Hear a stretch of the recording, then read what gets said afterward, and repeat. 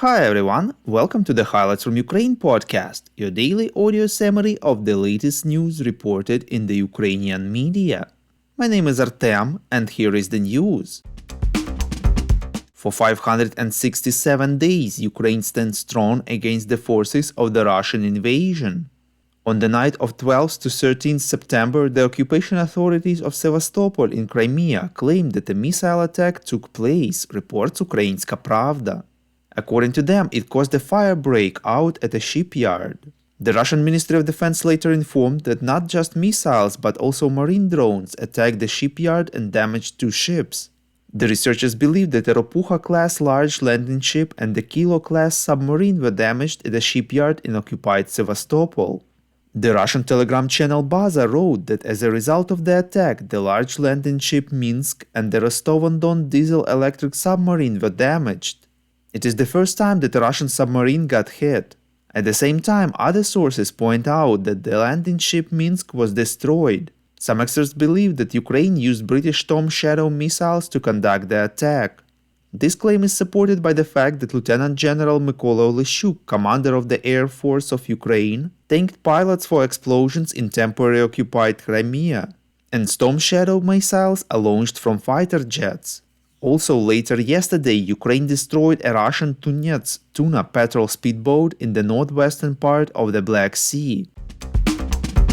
In his evening video address, President of Ukraine Volodymyr Zelensky informed that he held a meeting with the Prime Minister and Finance Minister to discuss state budget priorities for 2024. He stressed that defense and security are the first priority for the state, and the funding will be at least at the same level as this year. Zelensky said that in 2024, Ukraine plans to invest in its own weapons and drone production. The head of state added that social expenditures are also important, and significant indexation of pensions is planned for next March, as well as a rise of the minimum wage in the first half of next year. Deputy Defense Minister Hanna Maliar informed about an escalation of the situation in Marinka and Avdiivka, Donetsk Oblast, where the Russians have increased the number of their attacks and assaults, reports Interfax Ukraine. According to her, Russian forces started their assault against the Ukrainian positions. Maliar recalled that the Russians have been unsuccessfully trying to take control of Avdiivka and Marinka for more than a year, and in doing so completely wiped out these 2 settlements. In turn, a slight decrease in activity by the Russian forces is recorded on the Kupiansk and Liman fronts. In particular, the number of battles there has decreased significantly, as the deputy minister noted. Ukrainian forces are advancing in the east near Bakhmut and in the south.